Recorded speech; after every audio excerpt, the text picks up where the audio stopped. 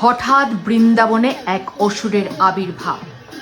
বৃন্দাবনে গোচারণে ব্যস্ত যখন রাখাল বালকদের নিয়ে কৃষ্ণ আর বলরাম, হঠাৎ কোথা থেকে তৃণাবর্তাসুর নামে এক অসুর এসে হুঙ্কার দিয়ে উঠল, কোথায় কৃষ্ণ, কোথায় বলরাম?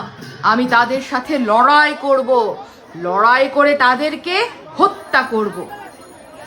এই অসুরের নাম তৃণাবর্তাসুর।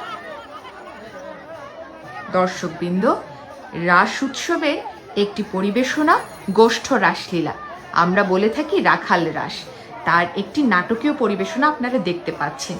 কংসের আদেশে তৃণাবর্তাসুর এসেছে কৃষ্ণ আর বলরামকে হত্যা করতে। আর আমার গোপাল সোনা এই লড়াইটা দেখার জন্য আঙুল তুলে ওদিকে অধীর আগ্রহে তাকিয়ে আছে। শুরু হলো কৃষ্ণ বলরামের সাথে অসুরের লড়াই। তীর ধনুক নিয়ে তারা দাঁড়িয়ে পড়ল, আর ওইদিকে তৃণাবর্তাসুর তলোয়ার হাতে প্রস্তুত। কি ভয়ানক লড়াই হলো তাদের মাঝে।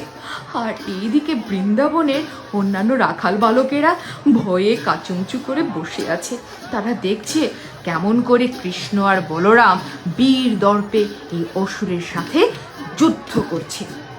যুদ্ধে যখন কৃষ্ণ বলরাম অসুরকে হারিয়ে দিল, তখন তৃণাবর্তাসুর তাদেরকে মুষ্টি যুদ্ধে আহ্বান করলো। কৃষ্ণ বলরামকে যখন তৃণাবর্তাসুর ফেলে দিবে মাটিতে, তখন কৃষ্ণ আর বলরাম মাটি থেকে উঠে দাঁড়িয়ে আবার তৃণাবর্তাসুরকে মাটিতে আছড়ে ফেললো।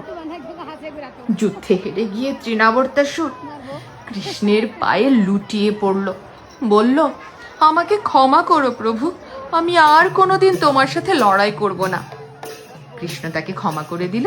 তারপর তার রাখাল বন্ধুদের সাথে বৃন্দাবনে নৃত্যে মেতে উঠল, গোচারণে মেতে উঠল।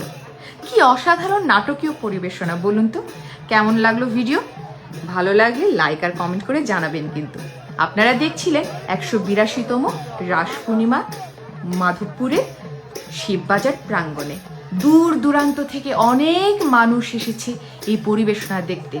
কেউ ভক্তিভাবে, কেউ আগ্রহ ভরে দেখছে। আর চতুর্দিকে কত মেলা, বিভিন্ন ধরনের পসরা সাজিয়ে বসেছে লোকজন।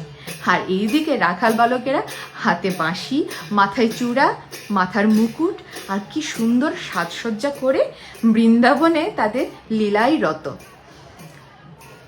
অনেক মানুষ এসেছে, অনেক বিদেশিরাও এই অনুষ্ঠান দেখতে এসেছে। ভীষণ আগ্রহ তাদের। আর কেউ ভক্তিভাবে বাতাসা, নকুলদানা এই মণ্ডপের মধ্যে ছিটিয়ে দিচ্ছে। সবাই এক আনন্দময় বার্তা দিতে চায়, এক মানবিক প্রেমের বার্তা। এই জন্যই আবহমান কাল ধরে এই সংস্কৃতি এখনো চলমান আছে। আমি এক বিদেশিকে জিজ্ঞেস করলাম, কেমন লাগছে, হাউ ডু ইউ ফিল? সে বলছে, গুড, ফ্যান্টাস্টিক। তো আবার আসছি আরেকটি ভিডিও নিয়ে, রাতের রাসলীলা। তার জন্য অপেক্ষা করুন।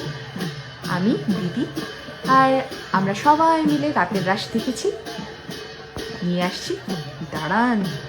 Tata, bye bye.